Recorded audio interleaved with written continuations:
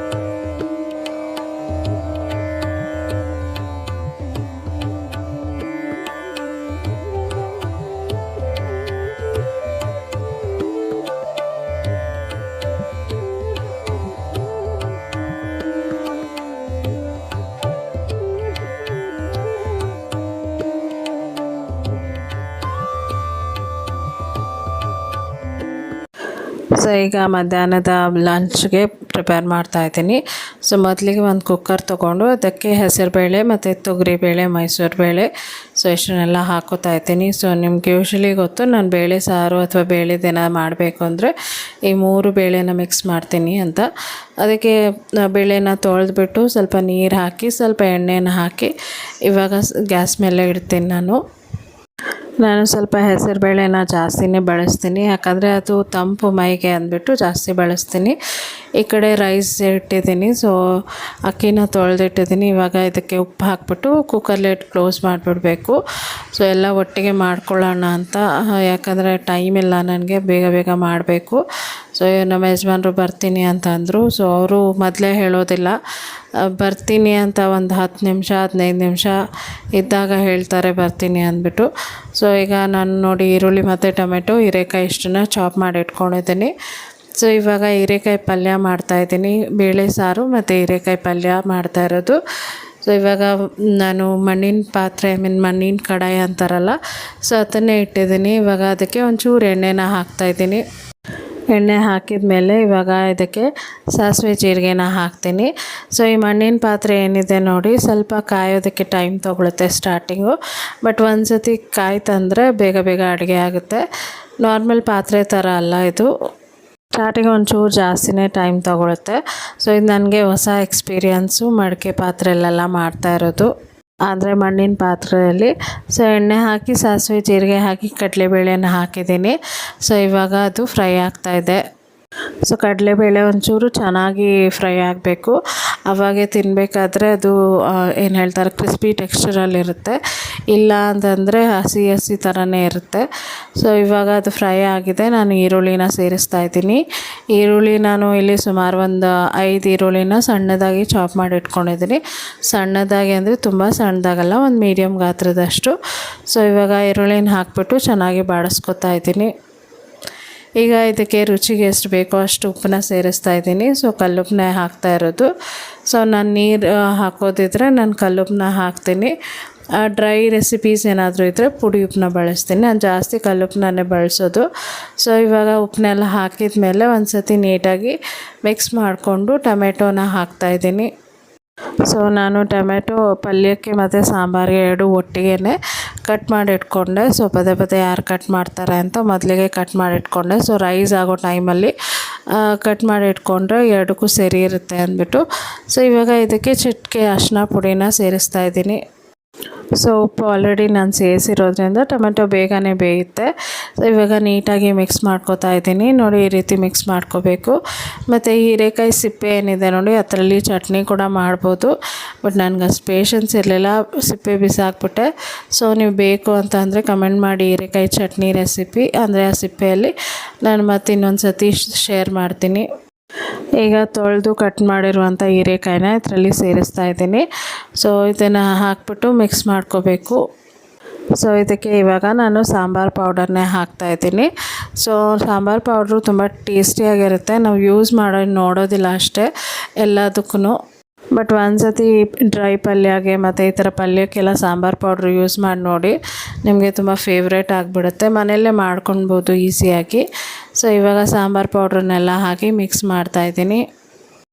ಮತ್ತು ಅಡುಗೆಗೆ ನಾಟಿ ಟೊಮೆಟೊನೇ ಯೂಸ್ ಮಾಡಿ, ಅದು ಇನ್ನೂ ಎಕ್ಸ್ಟ್ರಾ ಟೇಸ್ಟ್ ಕೊಡುತ್ತೆ. ಬೇರೆ ಎಲ್ಲ ಯೂಸ್ ಮಾಡ್ತಾರೆ, ಅಂದರೆ ಫಾರ್ಮ್ ಟೊಮೆಟೊ ಯೂಸ್ ಮಾಡಿದ್ರೆ ಅಷ್ಟು ರುಚಿ ಅನಿಸಲ್ಲ. ಜಾಸ್ತಿ ನಾಟಿ ಟೊಮೆಟೊ ಯೂಸ್ ಮಾಡಿ ನೋಡಿ, ನಿಮಗೂ ಇಷ್ಟ ಆಗುತ್ತೆ. ಸೊ ನಾನು ಹೀರೆಕಾಯಿ ಎಳೆದನ್ನೇ ತೊಗೊಂಡಿರೋದು. ಸೊ ಬೇಗ ಫ್ರೈ ಆಗುತ್ತೆ ಅಂದ್ಬಿಟ್ಟು ಹೀರೆಕಾಯಿನೇ ಎಳೆದಿದ್ರೇ ರುಚಿ ಜಾಸ್ತಿ. ಸೊ ಇವಾಗ ನಾನು ಒಂಚೂರು ನೀರನ್ನ ಹಾಕ್ತಾಯಿದ್ದೀನಿ. ಇದಕ್ಕೆ ನೀರನ್ನ ಹಾಕ್ಬಿಟ್ಟು ಮಿಕ್ಸ್ ಮಾಡಿ ಸ್ವಲ್ಪ ಕ್ಲೋಸ್ ಮಾಡಿ ಇಟ್ಬಿಡ್ತೀನಿ ಸ್ವಲ್ಪ ಹೊತ್ತು. ಸೊ ನೀರೆಲ್ಲ ಹಾಕಿದ ಮೇಲೆ ಇವಾಗ ರುಚಿ ನೋಡ್ತಾ ಇದ್ದೀನಿ ನಾನು. ಸೊ ಉಪ್ಪೆಲ್ಲ ಸರಿ ಇದೆಯಾ ಅಂದ್ಬಿಟ್ಟು. ಸೊ ನೀರು ಹಾಕಿದ್ರಿಂದ ಸ್ವಲ್ಪ ಉಪ್ಪು ಕಮ್ಮಿ ಅಂತ ಅನ್ನಿಸ್ತು, ಹಾಗಾಗಿ ಮತ್ತೊಂಚೂರು ಉಪ್ಪು ಕೂಡ ಹಾಕ್ತಾಯಿದ್ದೀನಿ.